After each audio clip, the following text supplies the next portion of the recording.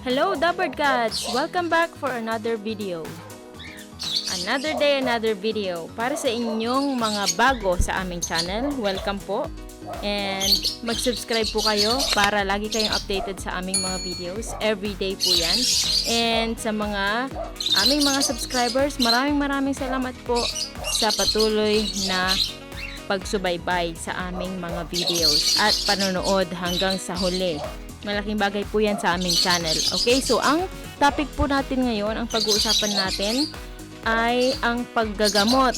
Okay, gagamutin po namin ang aming wounded na kawawang ibon. Okay, so nakikita nyo po, ayan po siya. Meron po siyang dumudugo yung ulo niya. Kung nakikita nyo po, yung kanyang ulo. Ayan, yung batok niya ay sugat. At dumudugo po siya. Ang nangyari po kasi, ang kwento po niyan, inaway po siya nung hen. Kak po kasi ito. So ayan, kawawa po siya.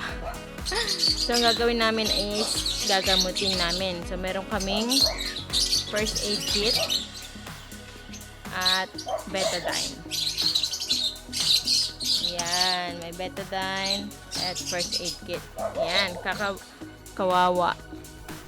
Ayan, shoutout muna tayo mga Lovebird cats habang nagre-ready ang ating doktor / veterinaryo. Okay? So, shoutout to Robert Vicente, kay Ren Yumo, shoutout din kay Ronaldo de la Cruz, shoutout to Geng Escudero, to Ethan Giables, kay KNH Aviary, shoutout din kay Rap Kapalad, at kay Riel Valle ng Davao. Ayan po, mga nagpapa-shoutout. Maraming salamat po sa inyong suporta sa aming channel. Malaking bagay po iyan sa paglago ng ating channel.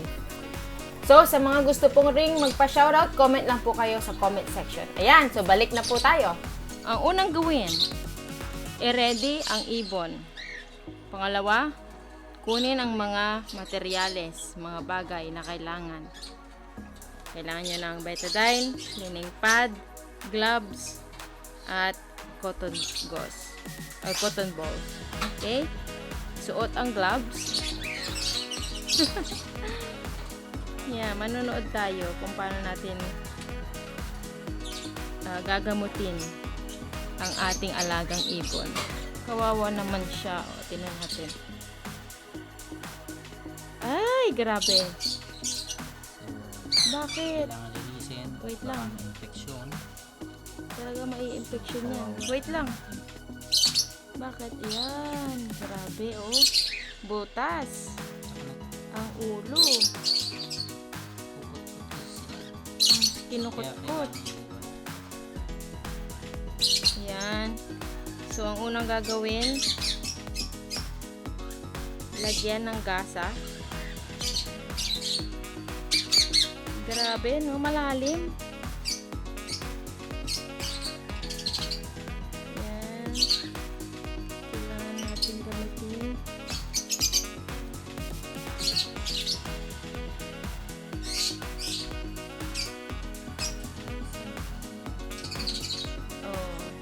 Linisin maigi para maiwasan ng infeksyon. Gaya din po yan ng tao.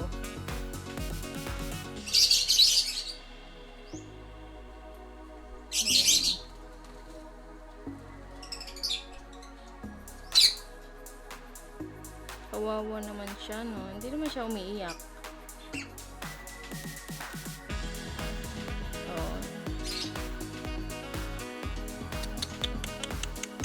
Masakit yan. Ay! Dahan-dahan. Ilan taon na yan? Ayan. Kawawa.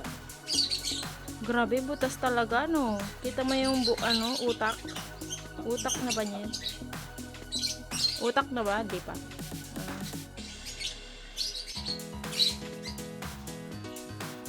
Kawawa naman.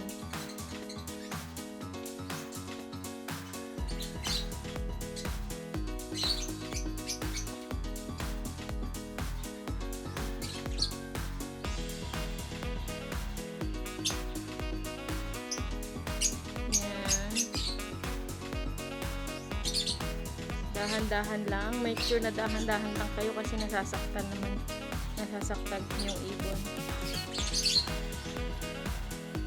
Grabe tapang naman yung umaway dyan. Yung hen. Loko talaga yung mga hen na yan, ano? Territorial talaga, oh. Ganyan. Grabe agresibo, matapang. Ayan sila. So, kapag isa ring ano rin yan, sa pag-gender. Kung yung ang behavior nila is masyadong agresibo at laging nangaaway. So, lalo pag magulang na daw. Hen yan.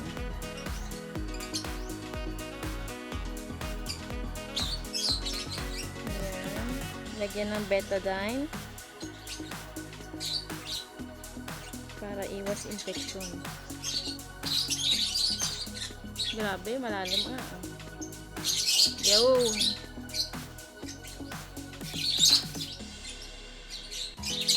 Ay!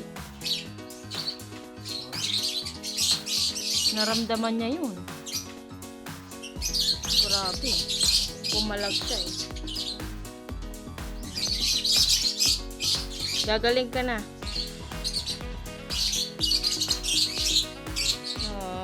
Isang green perso.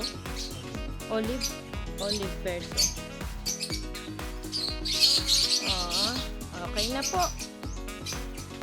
Just, hindi mo lalagyan ng gasa. Okay. So, ganyan lang siya. At ang gagawin namin, ihihiwalay namin sa kulungan. Nang mag-isa lang siya. Para walang umaway sa kanya, di ba? At para makarecover siya. Yan. Mga ilang days kaya to para makarecover. Kawawa naman, oh. So, let me know in the comments kung meron din po kayong mga nag-aaway na mga lovebirds. At kung nagsugat din ang inyong mga lovebirds gaya nito.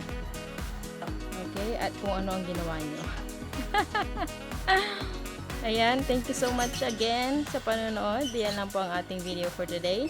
Para sa mga gusto magpa-shoutout, comment lang po kayo sa comment section at i-shoutout namin kayo on our next video. And again, para sa mga hindi pa nagsasubscribe, ano pang hinihintay nyo? Libre namang mag-subscribe. Subscribe na para hindi kayo maiwan sa mga updates natin. Nagpo-post po kami every day, every single day. Ayan lang mga Lovebird gods. See you on the next one. Bye-bye!